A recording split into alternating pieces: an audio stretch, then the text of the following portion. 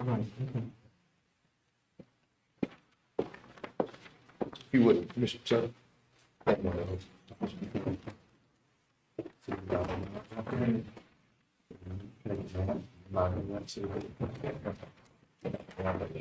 What's that?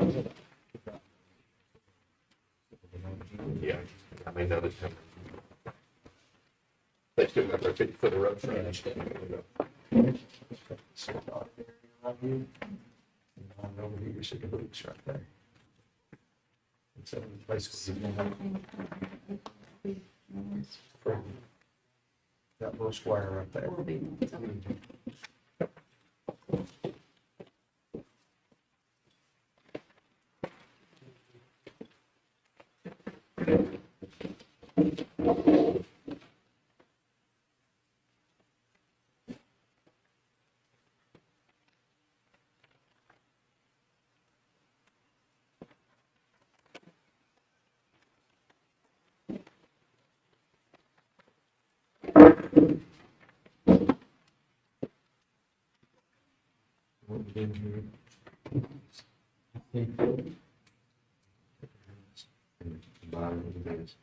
Get your hooks right there.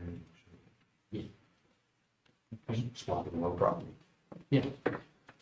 So when you combine, what's the total acreage going to be? 8 acres? 2 oh, well, yeah. 8.7 Okay. right. With a remainder of 2.78. Right, okay. Yes, ma'am. Is everybody clear on what they're doing? Does anybody have any questions?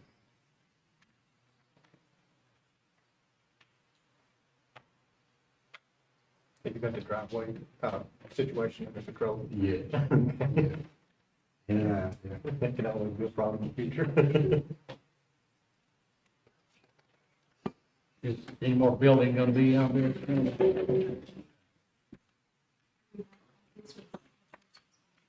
There's this copy with all the signatures.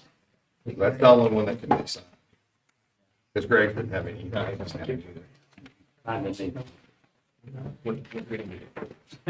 All right, if you don't have any further questions, I'll entertain a motion. I'll make a motion. We have a motion. Do I I'll hear second it. a second? Any further discussion?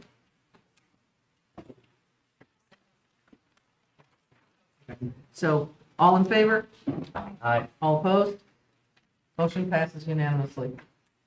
I've just got one, Yeah, one's all he can sign. Gus, so you'll probably have to get these others signed maybe if you need them. Yeah. Yes, ma'am. Next will be the Hart adjustment. This is property located on Jim Cummings Highway and Rogers Road. Anyone here for the Hart adjustment? Is that you, Mike? No. Michael Rollins. This will be number 10. I did. This is probably one, yeah.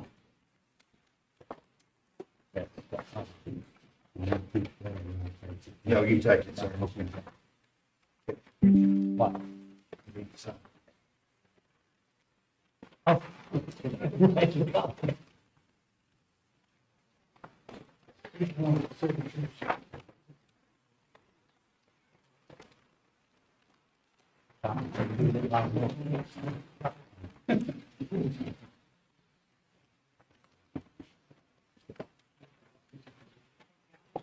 I'm sorry, I only got 2 copies.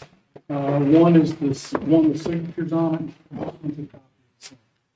All right, this is the Wilma Hart lot line adjustment, adjusting the common boundary line of 2 lots on Jim Cummings Highway and Rogers Road. After the adjustment, lot 1 is 1.015 acres and an existing residential structure, existing accessory structure.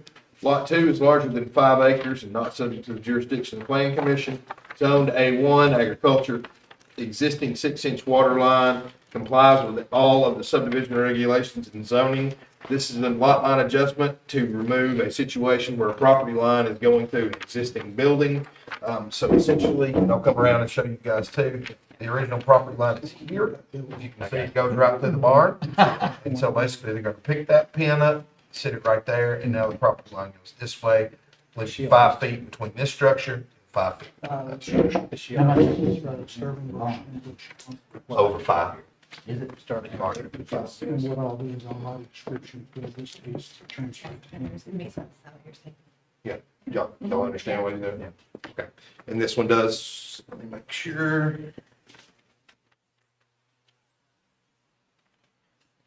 All signatures good. There's already an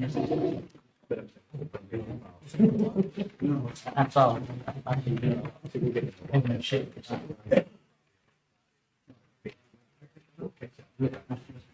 that's where the existing system is. Yeah. All right, does anybody have any questions? Any more questions, I should say? Everything's clear? Okay, I'll entertain a motion. Motion to approve. Do I have a second? Second. Any further discussion? All in favor? Any opposed? Motion passes unanimously. Okay, next one. Mr. Chairman, so this will be the Moore combination. Michael, I believe that's yours as well. It is. All right, this is a combination plat located on Iconium Road, Shady Grove Road.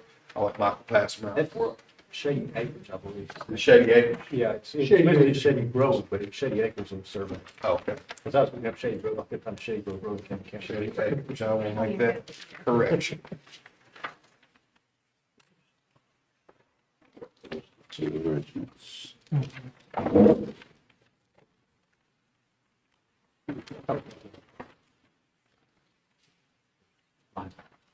Shady. You? All right, so everybody got one? All right, this is the Patsy Moore, combination plat. We're gonna create 2 lots from 3 existing lots, so we're starting with 3 and we're going down to 2. After the combination, and it's on Iconium Road and Shady Acres Road. After the combination, lot 1 is 3.257 acres, an existing residential structure and an existing accessory structure. And then lot 2 is 5.359 acres. It's not subject to our jurisdiction. So mainly the one is we're gonna, so Mike, if you would help me show them Yes, some of you that. can see Lot. the line here. This was 3 lots that we're combining and redividing into 2. They've got both, the 2 lots have existing homes with existing septic systems. And they're just trying to reconfigure them so that they'll be on their own lots. We generally consider this improvements on properties. So. This is an older subdivision that we're trying to rearrange. So this is Shady Acres. Yes, Shady Acres is county road. Does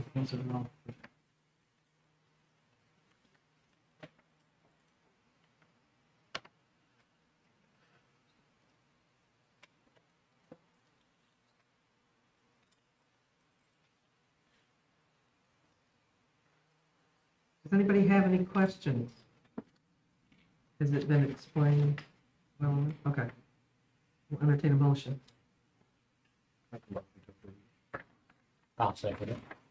Can we have a motion and a second? Any further discussion? All in favor, say aye. Aye. Opposed? Motion passes unanimous. We've got several. of them. Okay. Right. If you'll sign those 2, that should cover it. Okay.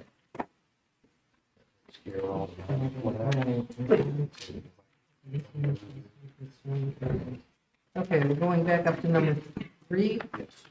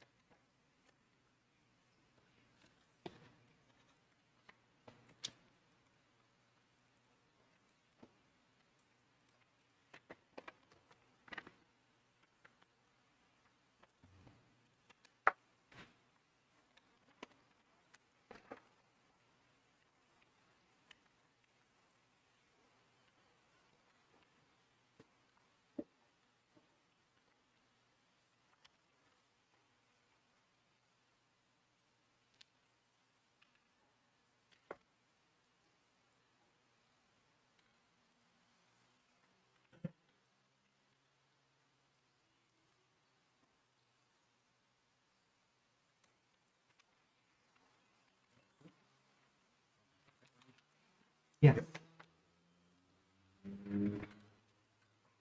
Right, so we have the, consideration of request to rezone property located at 5410 Murfreesboro Road from I-1 industrial to C1 commercial. This is the Cameron Kell Bailey, request. And, according, the application was, sent to you in your agenda packet along with a zoning map. And from the, description, I'm gonna read straight from the application. We would like to have 2 businesses on the ground level and 2 apartments on the second floor. The current classification does not best suit or best serve our interest for our business plans. Would you explain, in case anyone doesn't understand, about an impact of use? Well, that's kind of something that we were talking about today on the phone. Make sure that everybody. This is typically in the trade considered what's known as a down zone. And you have different levels of impacts, and these are just generalizations. It's nothing scientific, but you start with your agriculture zone being your lowest impact zone, residential second, commercial third, and then industrial having typically the greatest amount of impact on an area. And he is wanting to go from what I would consider a class 4 zone down to a class 3 zone. What type of business is it? So, the main business is gonna be a barber shop and salon. The other business is unforeseen right now, so it's gonna be one on one side, one on the other, and of course, apartments up top. So that's why we need the commercial multi-uses, because we don't know if it's gonna be food going in there, or boutique going in there, or whatever it is, so we just make sure we're covered. That was commercial when it was Russell Smart. I was gonna say, when they. No, it was industrial. That's how it was sold to us, Yeah, was commercial. exactly. It had to be industrial, right? No, it was No, commercial. it was Mark. It was a market. It was not It- industrial. Yes, but on the map, was it zoned It industrial? was zoned industrial on the map. Really? It was a market. I know it. Yeah, so. But it had gas pumps. It did. I don't, Market. It's commercial. I mean, it was zoned industrial, so he's just wanting to go from industrial to commercial. And I'm guessing it was zoned industrial because there was industrial It was in- Tilford all, Field. all around it. Field. Yeah, I mean, I don't know why, but I would imagine Because that there was was nothing why. industrial going on this lot. Absolutely nothing industrial. Making sense. Yeah, like I said. Good sandwich, so. Was And this, and it's only going to improve here. no, as far as I'm concerned, that's all I'm saying, but still on this lot, too. Okay. I agree with you. Yeah, I mean, really. They're trying to revamp Readable, and this is. Right. And this would help revamping of the. Okay, at this point, I'm gonna ask if there's any public comment on this. If anybody has any questions. Mr. Bailey? Okay. You are allowed to comment. Does it need to be commercial slash residential, or does it just need to be commercial? I think commercial. It's commercial, it's fine. We consider the 2 apartments, rental apartments, which would be in commercial and industrial. Did you hear what he said? Is, He said that the rentals would be considered commercial.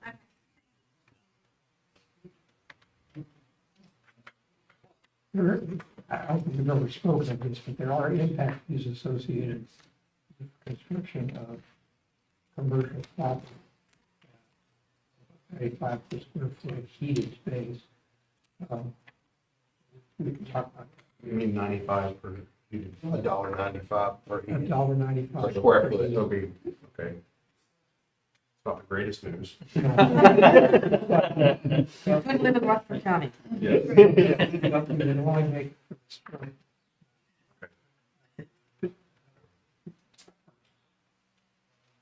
Even if it's considered commercial?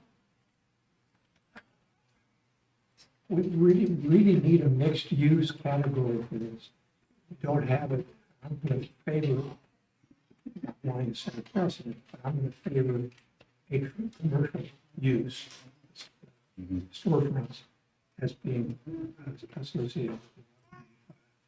You would charge the residential impact fee for the upstairs. I'm torn, I don't know. Well, if you're not gonna consider it residential, you've got to charge it for commercial. I mean, I think he's gonna help us not go down the wrong path.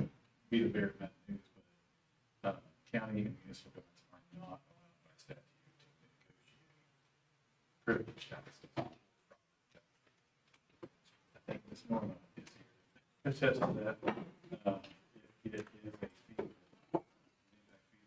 privilege tax, it must be charged. So they'd both be commercial. If it's zone commercial, it has to be the commercial. Yep.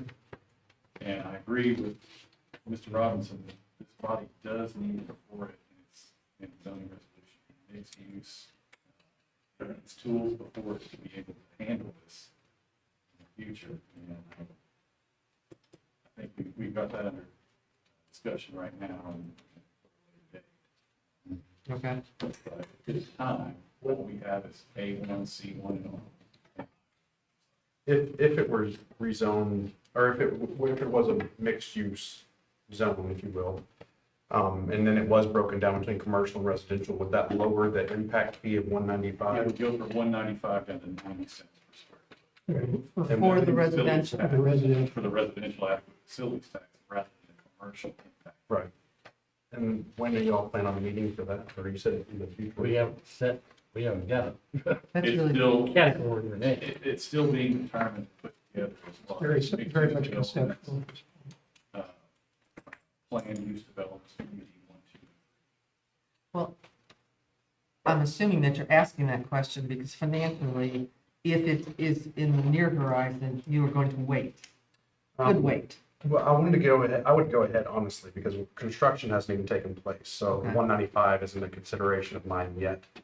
But if it was gonna happen within the next month or so, then yes, that would make sense for me to wait to have it rezoned. Because then we would potentially spend another $500, but save $1,500, so. It's not gonna happen within the next month. I can pretty much tell you that. Yes, ma'am. It might be 2 months, but I can pretty much say it's. Is there a way I can be kept in the loop on that? This gentleman right here, he's the guy. Okay, call and touch base with you? Is there anything, once it comes, and if it applies, he can come back and ask for a so, is it a whole nother rezoning? Another rezone. No, we would have to have another rezoning, and as far as timeline, you're talking about a change to the zoning resolution, which requires not only this body to approve, but also the county commission, And then once the new district is established, there would be another zoning application. another zoning application. So Prorated? you're talking about No, sir. several months down the line before this body has that new class. That would all get goes back to. Yeah, I feel like that's not worth hanging a hat on it now. I would think the best case scenario would be 6 months. Mama ain't gonna wait, so we'll just go Okay. commercial. All right. Does anyone have any questions? Let's start with Carolyn. Do you have any questions? Yeah. Okay. Greg, you have questions? Just glad to see we will send it back along. Yeah. Yes, sir. I see we are. Yeah, I mean, you've asked for it. Okay. There was one. One, okay. Yeah, I Okay. just asked. Any more public Yeah. comment before we close that out? I'm just gonna say I'm for it. I'm in favor. Okay, great. I'm glad you're here. Good. And this is where Russell's gas station, is, right? Okay. That gentleman right there was really. Oh, okay. Well, glad to see Great. y'all be back. I mean, Well, obviously, we have a fellow business owner here, who owns the contiguous property, who's for it. So, the next step, And he will be on the agenda next month. Okay. For rezoning of the old Ridgeville Mill. okay. All right. With that in mind, understand that if it comes to this body, we will then, if it is voted up, then it goes to the county commission. They have to vote for it. David, we're talking about another month? The planning commission can do one of three things. They can recommend it to the board of commissioners. They can not recommend it to the board of commissioners, or they can pass it to the board of commissioners with comments. You're saying that's what we have to, One of those three things you need to do. okay. Okay, you heard what David, so And I'll repeat them if you want me to. Right. At this Yeah. time, I'd like to entertain a motion. Okay, there's three things you can do. You can recommend it to the planning commission, excuse me, to the board of commissioners. You can not recommend it to commissioners, or you can pass it to the board of commissioners with comments. It's sort of a neutral stance. So you have a request in front of you. The request is to rezone the property. C1. You can either make a recommendation in favor, recommendation against, or no recommendation with comments I move we recommend it. in favor of the request. In favor of the press. I'll Okay. second. Okay, we have a motion and a second. And, good. So let's, any further discussion? No? All in favor? Aye. Opposed? Motion passes. I would like to make one comment. I think the down, what you call that? Down zone. Down zone. Mhm. It's very important when it goes to the county commission that that is explained by David or whoever else, understanding, or maybe for this one, we might want Tommy there, I don't know. But I think that is a very important add-on, that it, going from industrial to It's commercial. new to everybody. It's going to be new to the board of commissioners. And we're going to need as much support as we can. Right. Right. So, okay, we'll get on their agenda, and David will let you know. Awesome. Thank you. Thank you. Appreciate it. Mr. Chairman? Sure. As far as rezonings go, once they go to the commission, board commission, if they are passed, is that then sent to your office to change the map and put on GIS? Yeah. Yeah, David will just send me something and change it on the GIS file. And what do you need from the board The commission? resolution. The resolution signed by That's it. Yep. and tested by, okay, Yes, sir. just want to make sure that they were. It's a pretty easy process. So then is the resolution what is presented at the meeting? When is the resolution written? I'm sorry, The resolution, the formal resolution? resolution to rezone property. Okay, is what comes out of the vote, is the resolution? Yeah, Okay. I don't know that there's a resolution per se on the agenda. It's an agenda item to amend the zoning resolution map. Oh, okay. So would a signed copy of the minutes be accepted? I don't think there's a specific resolution. The agenda hadn't went out yet. So they can, I'll It write- it I'll write- takes a resolution. I'll write a to rezone the resolution. property. but A resolution or an ordinance, and in the county, we don't have ordinance, so you need a resolution. I'll write a resolution. be fine. Okay, They can win third. okay. All right. Tommy, you have the next item, Yes, this is the, number 13. I believe. yes, consideration, number 12.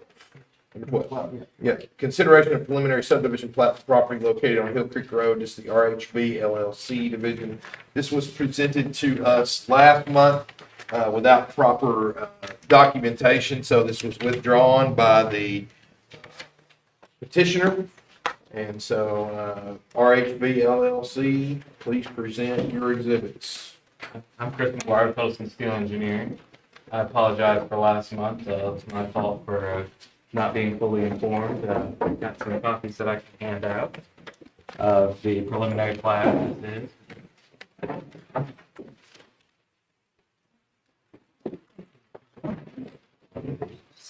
Yeah. Also have a copy of the flood study summary, which I don't know if y'all received or not. I have presented in their agenda review. I'll read the particulars if y'all want me to. So this is the RHB LLC preliminary subdivision plat for the purposes of subdividing 18.76 acres into 8 proposed new lots for property located on Hill Creek Road. The proposed new lots would vary in size from 1.01 acres to 3.67 acres, and all the proposed new lots are currently vacant. The proposed new lots are zoned to A1 agriculture, served by an existing 8-inch water line 2 proposed fire hydrants, and would comply with the subregs and the zoning resolution. All the proposed new lots are located within the 100-year flood zone. Now, that does not necessarily mean that all of the building sites are located within the flood zone, but all of the lots are. I believe there are a few lots where the lots for the building pads are not located in the flood zone. And so, basically, if you read the executive summary of the flood study, and please feel free to correct me when I'm wrong, there are 2 areas that they address. One is the elevation of the structures, which our flood damage prevention ordinance requires all structures in an AE zone, which is the type of flood zone that has a base flood elevation established, to be built at least 1 foot above the declared or established base flood elevation. In that study, it does show the elevation and the elevation that the proposed structure would be on each parcel. And then second, the executive summary addresses basically runoff from caused by construction. Is that the best way to put that, or? I believe it really goes into analysis of how much the construction would cause rise, which FEMA would require for this type of submittal. We also have our consulting engineer who did the flood study with us, who can answer far more detailed on how he ran that analysis. Yeah, and so with that, it says that the anticipated development will not increase the water surface elevation of the base flood more than 1 foot at any point within the community. So that's our regulation. It says that is the most that can be generated by development. According to the flood study, they state that a maximum increase in the 100-year flood or base flood elevation caused by construction of the 8 proposed homes will be 0.28 feet. So that is less than 1 foot. That is the maximum allowed by our base flood elevation.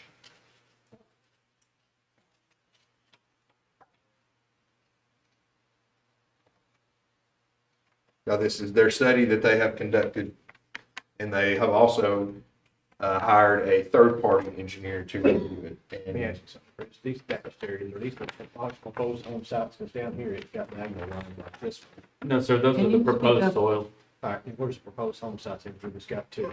the stippling. Okay, that's proposed approximate location, yeah, that, and that's not this. Those are different soil types. My question too is also on the house sites, built up on rock. Where's the septic tanks go? The septic tanks will go off to the side of the house. Septic tanks, according to our subdivision regulations, septic tanks cannot be in the floodplain. Okay. If I had to assume, we would end up padding those up to an elevation that would be above the floodplain. These pads that we had assumed are adequate to allow room for a septic tank and also the homes that they're planning on building. That's gonna be this is gonna be John, I'm gonna rely on your advice here. What's gonna be the future viability? I know this has happened in other counties where homeowners have been flooded out, and they said it wasn't in a floodplain, inside the floodplain, homeowners get flooded out and come back on the county saying, hey, y'all approved this, the planning commission approved it. What's our viability in the future? Well, tough question, but in those cases, typically, of course, anybody can be sued for anything. Yeah. Right. I mean, when somebody has a case. But typically in these cases, everybody's. Typically in these cases, there is a joint and several liability held, and that's basically the people that are joint and severally liable are they're all in the same boat together. Good way to explain that, or basic way to explain that. And in these cases, it's, the county for approving it. And then, but also their flood study, that creates, and they've gotten 2 engineers to sign up, 2 engineering firms to sign off on this because that's required. Yeah. Mother Nature will make a lot Basically of peer have review. an engineer in a hurry. It's basically a peer review of what they, what the engineering study Yeah. said. So, when they sign that, those engineers sign that, they are signing on the dotted line that they are liable. And they know, in these cases, sometimes there's an out, that, we weren't signing this knowing that there could be liability, or that this was a regulation that was being reasonably relied upon by a government or by an entity. But that's not the case. The engineering firm these two engineering firms know that they are signing on that dotted line, creating liability themselves as well as the county, and joining in that line. So those are people that are. I'm concerned with anything. This has always been hay filled, and it's always been water got up in it. And Mother Nature, like I said, will make a liar out of it. These creeks up here, people say, I've been here 20 years, I ain't seen them get up in there. Well, give it another 20 years and it would Give them another 5 years. side. I mean, the rains we've been getting, it can happen next year, it can happen 5 years now, 10 years now. But Mother Nature like a lie, I mean, then you have a lot of, homeowners gotta have flood insurance, I understand that, don't get me wrong. But I would like to point out the vast majority of the home sites are either on the edge of the floodplain or outside of the floodplain. See, that's outside. I understand that, Outside. but it's all low down.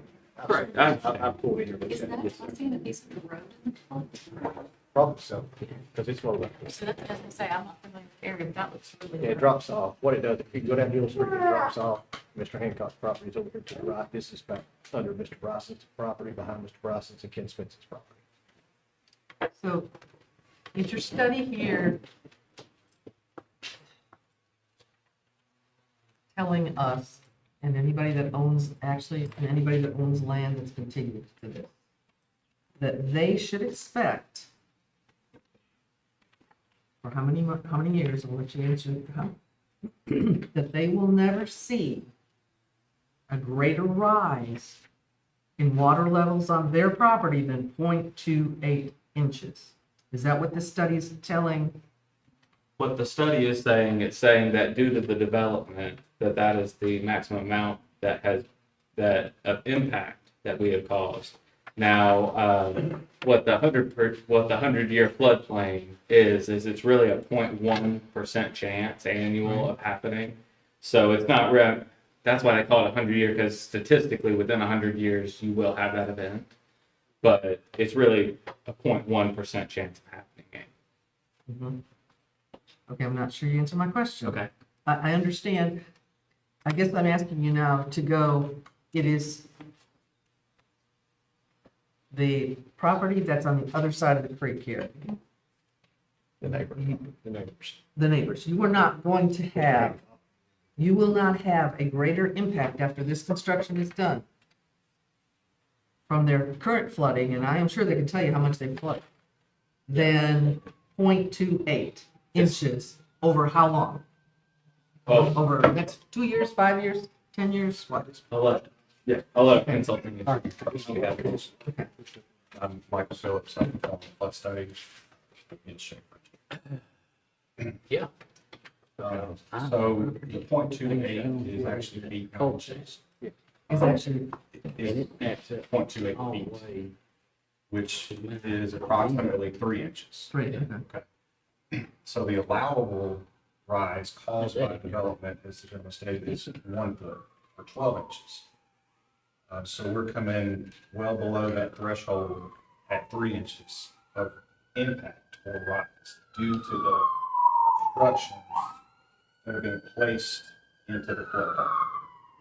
So, if you just picture putting something in a tub of water, the water's going to rise a little bit. So whether it's fill material or the concrete pads that are going out there on the site, it's going to cause a little bit of a rise. That rise is 0.28 feet or about 3 inches. Again, 9 inches less than the allowable increase or impact. What about Houston Hills? I was just asking him, because he used to build there next to Hill Creek in Houston Hills. Have they looked at the Houston Hills subdivision, the water impact on it downstream? Back toward town from there, because that's pretty low down in the bottom. It is. He can tell you, he built that. It, well, there was no building down there because it's in the floodplain. Yeah. So the But way, I have seen it backed up. A good 20 to 30 feet in my backyard, when I lived down there. And that wasn't supposed to happen. But that was the year that it wasn't supposed to happen in Nashville also. Right, all I can tell you is that we are bound to do these studies using standard engineering practice. We can't design for accidents, God, or extreme events beyond what the regulations require. But we did use standard practice, and the way that FEMA looks at these types of studies is that the impacts are determined at the site or upstream of the site due to the way that the calculations are done.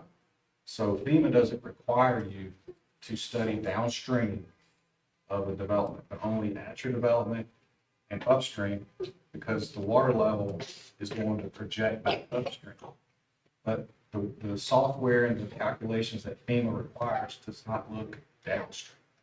So what you all are talking about is more of a on-site, When it spreads on-site, out, anything spreads out, it's gonna do this. it's gonna go, It's gonna go around and down. right. But what you're talking about there is on-site stormwater management, not floodplain management. I'm just saying, if In it terms gets, of the if peak it gets flows. into somebody's property down in Houston Hills, y'all gonna have a bigger problem than the neighbors up here. That's what I'm getting at, 'cause there's gonna be a lot of people hot over there in Houston Hills. So did you use the information prior to, FEMA came out with some new data in May? So did you use the May of 2023 data or before that? Yes, ma'am. We use the absolute latest information that was used to produce the current FEMA maps as of May of this past year. may not. Yes, May 2020, May 9, 2023 is the data that we use. And we actually ordered that model, a computer model of Hill Creek directly from FEMA. So we actually used FEMA's computer model, and then built from that. We put our subdivision into that model and then reran it to determine the 0.28 feet impact. From an engineering standpoint, though, that you never went out during a heavy rain to actually measure. Yours information is based on projections from the model. It is based on theoretical projections, correct. I have not been to this site during a 100-year flood. It doesn't have to be 100-year flood, but flood that area. That's the thing, we got several, it's like Doolittle Road up here, a mile up there, it covers Doolittle Road completely up. It's not even floodplain. FEMA don't even recognize it, but it's covered that road up several times in the last 5 years, several times. It doesn't have to rain that hard. So are we talking, when we're talking about this, are we talking storm management then? And storm management the responsibility of the county, or is it the responsibility of the developers coming in and developing the land? Cannon County is, the flooding problem, I've lived here 15 years, has increased dramatically. Places are flooding now that have never flooded before, and the water's staying too, they're not just flash floods. So if you're talking about flooding versus stormwater management and downstream, upstream, is it the counties, is it a storm, what's the difference between the stormwater management and what a builder is doing to minimize the impact of water drainage on other people's property?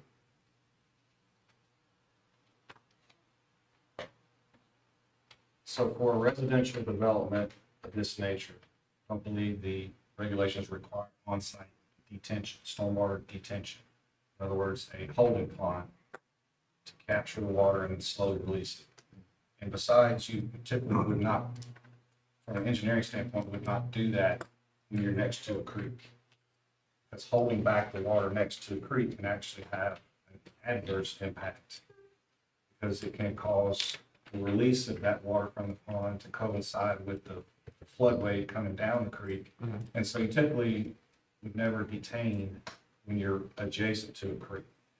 But what you're talking about on-site stormwater management is typically done for commercial developments or, when there's a lot of impervious area being added with the development. But for a residential neighborhood, of this size, typically see detention ponds, Especially not if they're by a creek. especially if you're not like that. That's right. What, I want to go back to the field lines you were talking about, Greg. What did you? It's more septic tank issue. Yeah, it says if on-site waste disposal septic systems are to be used, a flood-free site shall be Yeah, provided it cannot be. on each lot in order to avoid impairment to them or So in other words, contamination. that septic tank During cannot be in the flood. flood zone. And that's another danger you've got if that septic tank gets, overcome or gets, mixed in, we're gonna have a mess in the creek. That's where your solids stay.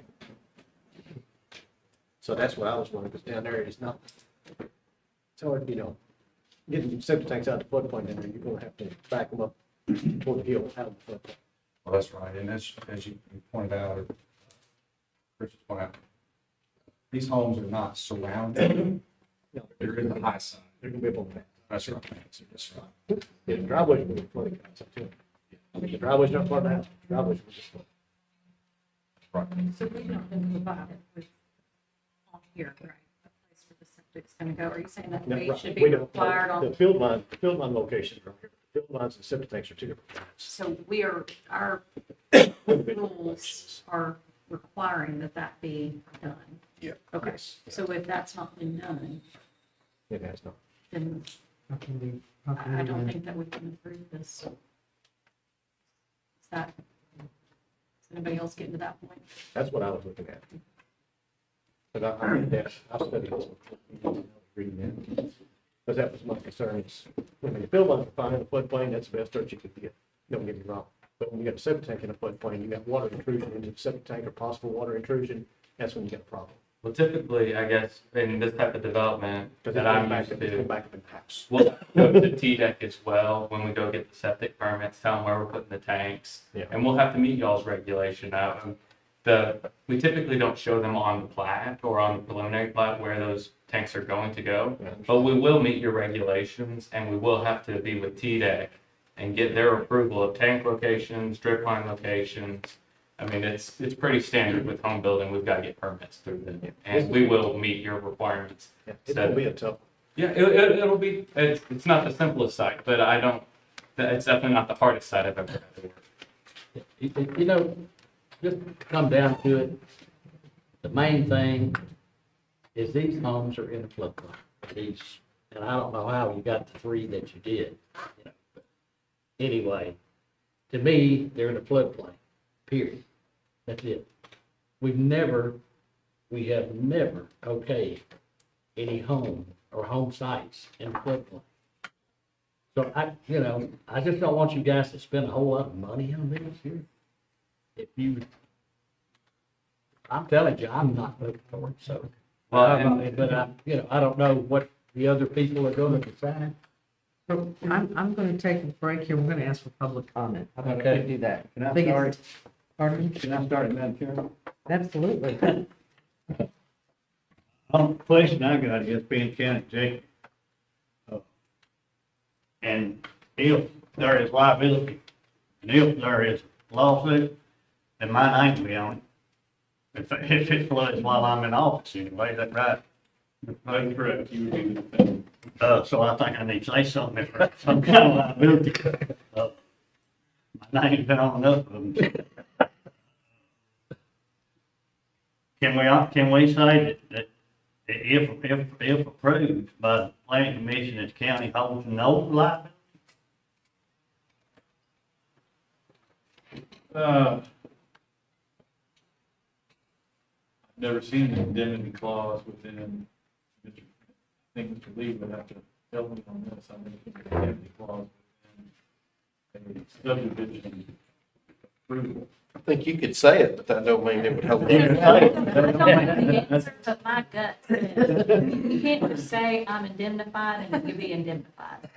Saying, So And this is the lawyer here. that's what I have no idea what the law is on this particular thing, but that's what my gut says. Just because we say it don't mean, I mean, we could still get sued, but Sure. that doesn't mean, I just don't think, Thank you, Madam that's Chair. not a safe bet for me. Okay. Thank you. Go Okay. ahead. Okay, anyone else have a comment about this? Speak now, in favor or not, Actually, either way. none of the neighbors are here. Smithson's not here, Bryson's not here, Okay, and Constance. fine. What? Yeah, Hancock. Okay, yeah, there it is, sir. Okay, sorry, I didn't see you, Wayne. You know something? Water will rise. Yep. Water will go to the lowest point. Yep. It will get out. What was that last part? It will what? It will, the water will get out of banks.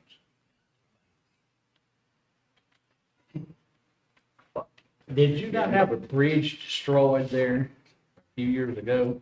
It's been several years ago, probably back in the early seventies. Okay, but there was a bridge going across to your property Yes, that was completely destroyed, yes. where that house is sitting right now. It's still laying there in that small area. Yeah, it's just, the bridge is still laying there. Correct. Part of it. And another thing, Wayne, we had discussed, while I've got you, may I, Mr. Chairman, may I see, Mr. Hancock? Sure. Okay.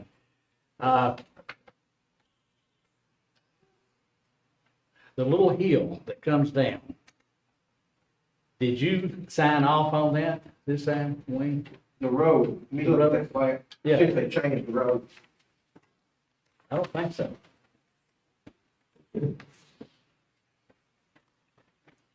Where all of these houses will come out. more or less. Yes, they changed. Have they? Yes. Okay. What is changed? You had the driveways right here. I asked to put them right here in the curb where they see how to pull out. So we do have to come and look at your request. And that was based off the site distance study we did. Okay, I just wanted to make sure that it's done because So this is for preliminary, correct? So are some of these things that you're asking, can they be corrected in the final? Can it be approved with conditions? And then we correct these things and bring it. There are several corrections that need to be made. well, I'm just speaking for myself. Yeah. It's in the floodplain, I understand. okay, and I'm not, so don't count my vote. I understand. And I I just- understand your position. And I know the engineers could come up with a plan that could put a house in the middle of Stones River, you know, but I'm sorry, I'd like to just see- my position. Issue is, I'd like to see location, actual location houses, because this legend doesn't match this. His legend, I mean, Chris didn't explain that. But I'd like to see, okay, get T-Deck involved, find where you're gonna put the septic tanks, get them out of the floodplain. That's one thing, because that's our subdivision regulations, they cannot be in the floodplain, the septic tank cannot be. Something that I had done in the past would be to bring plot plans, which show the house location plotted on each lot with the septic tank. We typically would do that after an approval, so that we didn't continue to spend money on something that may never get approved as well. And so we would be happy to bring that with the final plat if we do get approval today, some plot plans, showing some of that information. Right, But- and I tell you what, if I could hold off, because I haven't closed out the public hearing. And no, you're answering questions. Is anybody else? Gary, you kind of look like you got something to say, but you don't. I mean, I'm a neighbor on the property, in about 14, used to join it for some reason. And I'm also developer, didn't used to live this. Obviously, I have no aversion to develop a property. If I would like, something, no problem with somebody developing a property. I myself have never developed a piece of property in the flood. You're asking me the problem. I see no reason in Camden County why you can't do this subdivision in floodplain. And we have the majority of our land in this county. It's not. I believe That's the same summary. That's all that's, the same summary.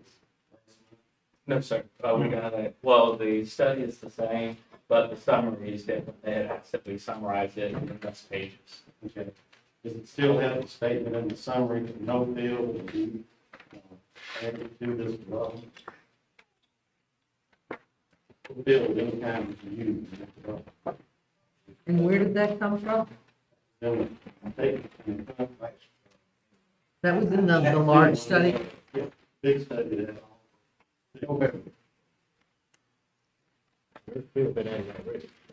Yes. Well, and that was the point of the study, was to model the field that we had proposed. So It says there's no field in this development at all, but you're asking to incorporate, that's already been filled. There's a road, there's paths for the houses. There's, my main statement is what's the point of putting subdivisions in floodplain in Kansas County, asking for the liability that goes along with it, and there's no reason to do it. None. There's every reason not to, and no good reason to. Okay. Any other public comments before I close this out? Okay. I'm gonna ask this group one, if anybody has any other questions, and then I'm ready to entertain a motion. Greg, did you have any other questions that, or would you like to wait to hear a motion? What? I don't have any other questions. Like I said, I just knew our subdivision regulations would require, or had to, septic cannot be in the flood zone, the septic tank is not located up here. Okay. It's hard to approve something when I don't know where those tanks are gonna be. Which is probably an issue that we haven't had to deal with. It's not, because it's not going for, we have houses in the floodplain, just like yours is. We never, like Richard said, we don't approve.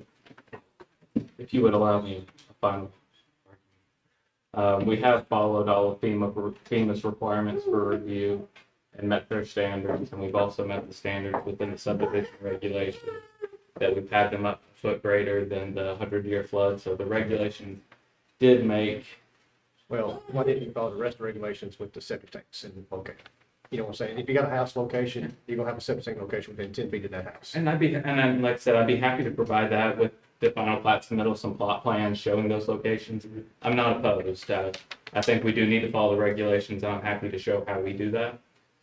I mean, it's gotta be within 10 foot of the house, more likely with T-decks, is what they're going I mean, to. I do understand where he's coming from. If we're not gonna allow building in a floodplain, it's moot. So there's Well, no, the elevation Well, but says, in the ordinance, it also makes. yeah, the elevation Right. says they're not, the elevation, I know what they're saying, the elevation says the house itself is not gonna be in a floodplain, everything around it is. right. A foot down from it, it's gonna be. I will just, once again, we bought here 15 years ago, our house was not in a floodplain. We have 10.2 acres, the house is toward the road away from the creek. Half of my house is now in a floodplain. The flood insurance is ridiculous. And It is absolutely ridiculous. It doesn't cover a quarter of the cost of the home. I'm just saying that I've seen over 15 years, the recent May changes that came out put even more of the house. So I understand what you're saying, what you're doing about FEMA, but FEMA keeps on pushing those flood lines further and further and further up. And this literally is down like this, and the creek is down here. And the water, they just keep on bringing it on up. And you take somebody that's not in a floodplain, it gets put in a floodplain, and they're paying their house payment, and the mortgage company calls and says, you're gonna have flood insurance, guess what? They're getting foreclosed on. Well, and that was gonna be my next point is, if you buy a home, this is something that is presented to you within your purchase, is whether you're in the floodplain or not. So these homeowners will actively be buying a home that they know are within a floodplain. And But to me, that would flood release. insurance is not big required, because they make the elevation requirements. When it comes back later on, like she's saying, 15 years down the road, FEMA moves that floodplain out, and they're paying a 30-year note, and their payment goes up $1,200-$1,500 a month. Mm-hmm. They're gonna get foreclosed on because they can't afford to pay it, or they're gonna be trying to sell it. And then whoever buys it's gonna be paying $1,200 to $1,500 a month on top of the mortgage payment. And you're right, I can't predict what the floodplain's gonna do in the Right. future. The latest maps, I've seen it drop it in Right. some areas and raise it in some areas. And we understand what you gentlemen are doing. You are doing what is absolutely industry standard. I have no problem with that. But what you're hearing from citizens here is that reality is that the flooding here is getting worse and worse and worse. I don't know the answer.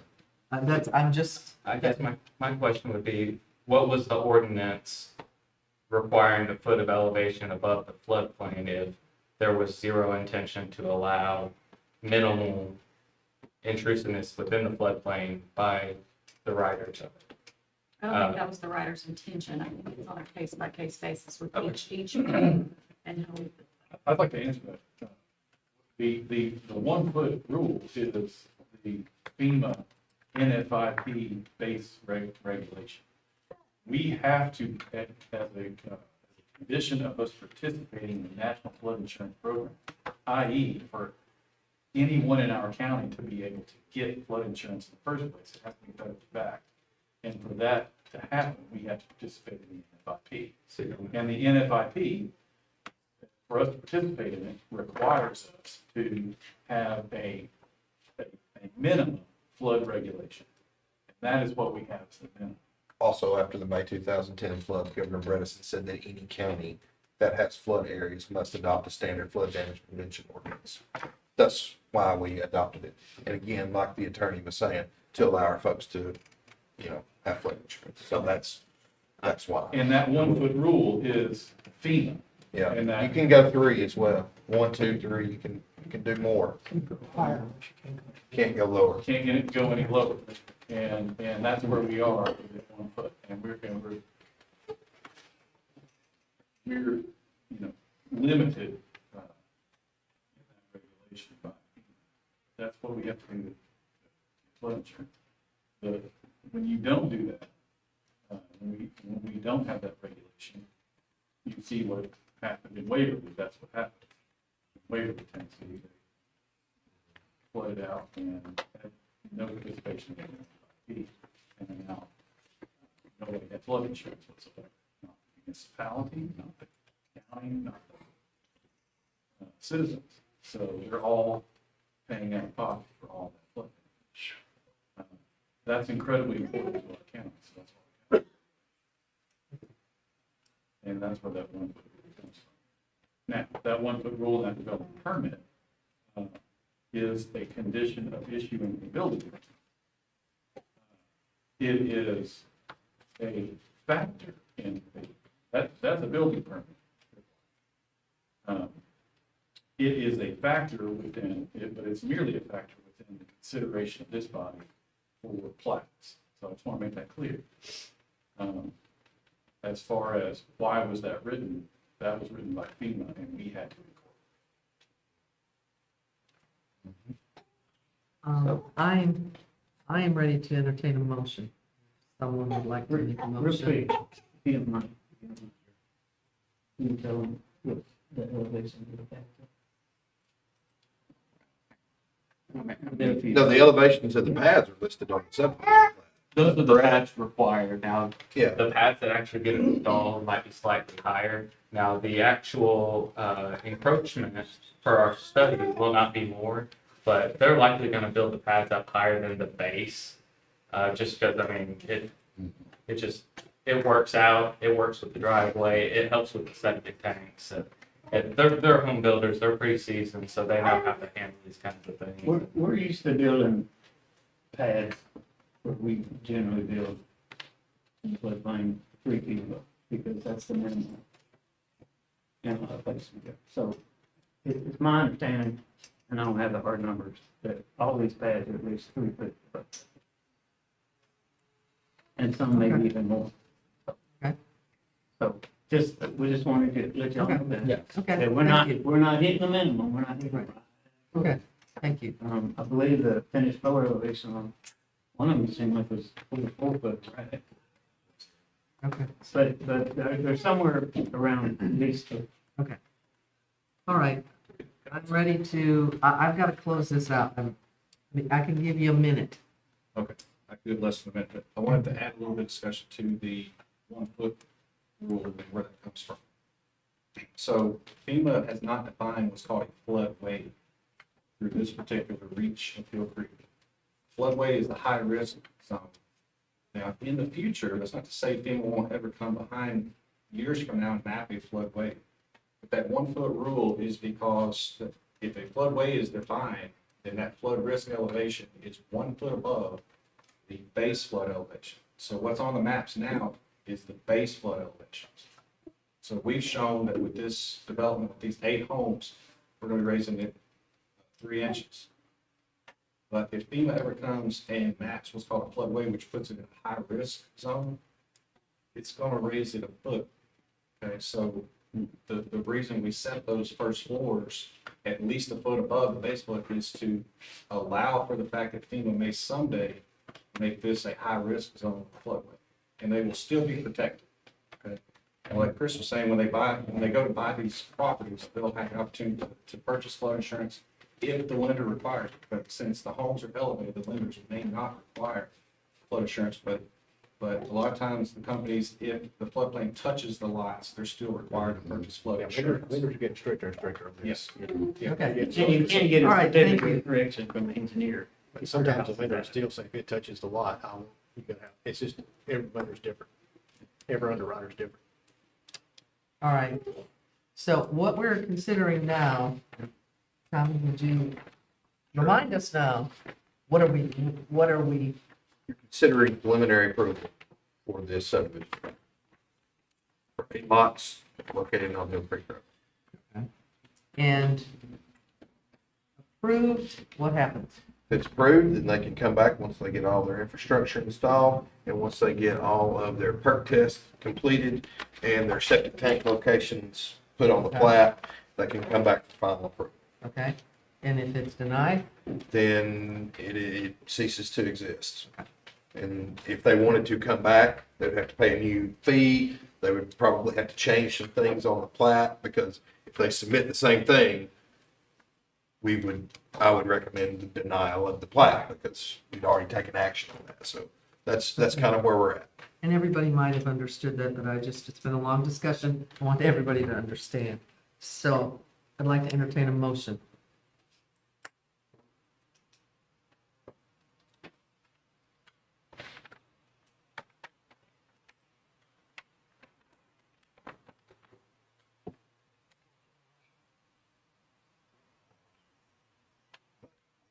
We have to take action on this, though.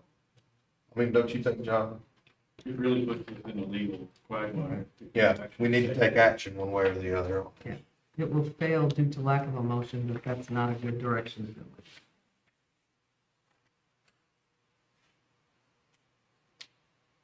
I'll make the motion, we not approve it. I just don't feel comfortable. Due to not having the correct information on this preliminary plat and location of septic tanks not know where they're at. It don't meet the subdivision regulations that we have in place right now, currently. Due to that one fact right there. When you make a motion to deny a subdivision plat, you have to give your rationale. That's why. Rationale is, like I said. No, yeah, We have no location of septic tanks cannot be in the floodplain. For our subdivision regulations. As Tommy says, if this body's going to deny a subdivision plat, the and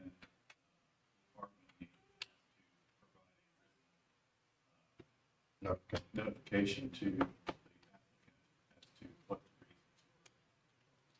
Well, it's stated in our subdivision regulations, Tommy, ready to amend to go. Do we need to add to that?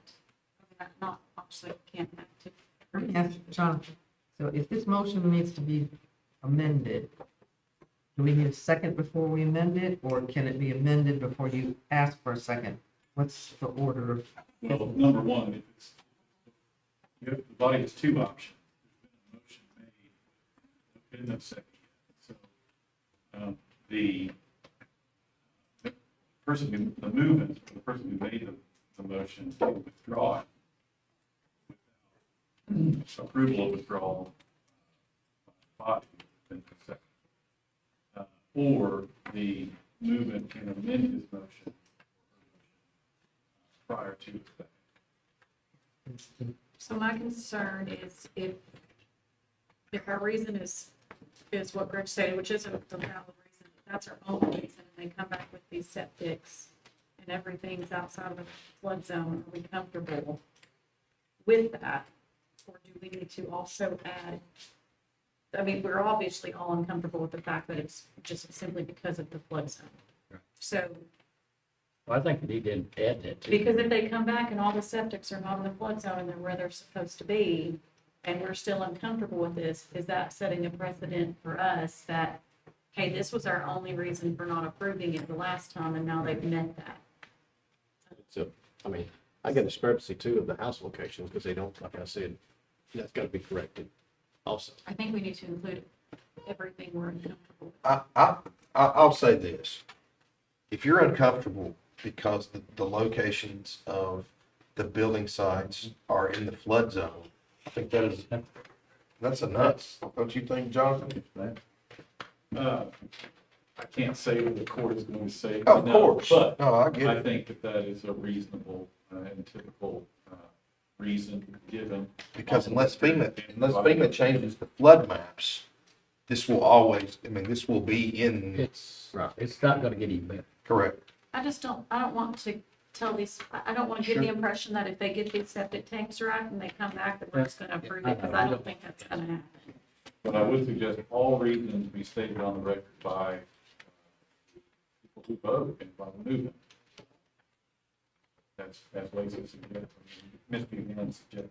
So if Greg's motion is seconded, but they want to add to it, or should he be asked to amend his motion? That just depends. If he's comfortable. If there's another, like I said, the legend not matching the survey. That's another reason. This preliminary plat to me needs But I want you to listen to what you just said. Are you, If we only put the things that you're mentioning here, these issues with the plat, which are valid, and that's all we say, I feel like we're giving them the impression those are our issues, fix those and come back and Well, we're good. legally, it can be reconsidered if they bring back, if they pay the fee again and bring back Sure. another plat corrections, we have to consider it. Sure, absolutely. I just don't want to give the impression that we are we're good with everything, but the septic tanks and the discrepancies in the plat, and then you come back with that, we're good. That's the impression I don't want to give. Well, let me ask you this. Do we have a second on his motion? if he will withdraw his motion, I will make a motion to not accept this simply because it's in the floodplain. I withdraw my motion. Would y'all be willing to allow us to withdraw our submittal or defer our submittal to address the comments that we have gotten? Yeah, You could do it, but I don't want to see you keep on with this project knowing that there's a good possibility that it's not going to pass. But I will say this, if They want to the withdraw. applicant wants to withdraw, they can withdraw. They can withdraw. I think if they want to I withdraw, understand what you're trying to do. And I appreciate your input. I do. I think if they want to withdraw, we need to allow them to withdraw. Yes. Okay, but understand, when you bring it back, well, I'm not even We'll saying. address I'm as not- many of the concerns No, as there's we no, can. I'm not saying anything Yeah. else, you're right. And Right. And then we'll come back with our best foot. And this, I know this thing is not cheap. You know. need, you need the ability to withdraw, and if that. My client would like to. Okay, Okay. If we withdraw, we would all need Mike to come back and explain his flood study again. So, I don't think so. I think he did a good job. Yeah. I mean, he come from a long way off. Yeah, No, and I don't think you so. guys do a great job. I mean, there is no denying that. It's just the fact that you're trying to build a subdivision in the middle of a creek. would you like to officially withdraw your plat consideration? I would like to withdraw our platform consideration. I appreciate your time. Okay, Well, we All right. appreciate your time. thank you. We'd love to do business, but We'll find this another one else. yeah, We'll get this one finished yeah, up. put it on. Can I ask one more question? Is planning to revise the flood study to show no impact to that? I can't say yes or no, but if If you can revise this, and show you no impact, I would expect you to tell us how you came to that point and what changed from this study to that. By grading and excavating. Might be able to. I mean, Well, you know, another thing I'm concerned with, just to be honest with you, I know we're not close to that, but I'm speaking, is the fact that I am insurance concerned with this. And people that are buying these places. There's a lot of people that like, that's going up for me. And I don't foresee their going down, especially since they're in the floodplain, and you're locked in the floodplain, and she lives 100 foot above the, you know, so that's my concern, is the insurance. Yeah. So, Imagine imagine what what that's that's people buy these houses in the future, and they're going to be complaining to us, and coming back to our meetings and saying, why did y'all approve this? You know, we're in a floodplain now, we're paying $1,500 more a month on our payment, Yeah. and we're losing our house, we're going to sell it to get out. Your job is to help minimize risk, and our job is to hear what you have to say. But at some point, we're going to have to, the question appears to be, are we going to build in floodplains or not? I think I kind of heard that. But anyway, thank you so much for your time. Thank you. Thank you. Okay. Okay, I'll wrap this up real quick. I know that. 13 is discussion regarding amendment to subdivision regulations to change the consideration period from 60 days, 65 days for subdivision plats. This was brought because we've had some issues with tabling and things of that nature. Jonathan, I don't know if you saw the state law that I attached to the agenda packet. I don't believe we can go this route, but David asked me to put it on the agenda. I sent the state law out. Do you feel like we can do it? We can do it. It's 60 days, it's state statute. Yeah, That's what we gotta 60 follow. days is 60 days. So, So, that stays. yeah, I'm going to remove that from consideration. The only reason I put it on there is we didn't hear from John. Correct. Absolutely. Which We one? got legislators, we got a state representative, senator. Yeah, and basically, I mean, a best practice for this body is just not table anything. If we don't feel comfortable with what's presented to us, either allow them the opportunity to withdraw it or to deny it, because we never know when inclement weather will strike, or we don't have a quorum, or anything fluky. Yeah. And then all of a sudden, you got an approved subdivision or Right. rezone that you never. Absolutely correct. Okay. So anyway, About the barndominium. David, Barndominium. would you mind if we put number 14 on the next agenda? I'm done. Okay, all right. The other business, I just wanted two things really quick. Tommy's put together a draft tracking. I need to look at it. I want to make this easier for everybody. So when we look at the Anderson subdivision, you're going to look on that and you say, how long have we been talking about that every step of the way? We will be sending out before the next meeting, draft tracking, just for comment. I don't want to spend a lot of agenda time on it. If you can look at it and just get comments back, we'll start using it. You should be able to look at that tracking and say, oh, this is something I really need to look at everything. Second thing is, Carolyn, I owe you an apology. Oh. Well, you've been talking about how we talk about TCAs and me completely, I mean, realizing like 24 hours after that, wait a minute, this woman's an attorney with the state. She knows, but I was looking at it from my seat when I You did do that. not need to apologize. But no, you have probably seen it done the way you think it should be done. And if you can give David an example, just of one. Well, I was just, like, sometimes when things come up, trying to keep track of what year, whatever it was written, and what volume was in effect at the time, kind of gets a little tiresome. Have you seen the process where that is, like, what it, But, like, for some petitions that I have that, or that I've seen that are old, that are pending for a while, and the statutes update, and then that petition goes to court, and it's like, what was the law when this was drafted, and when this was filed? So it's not what's in the current book.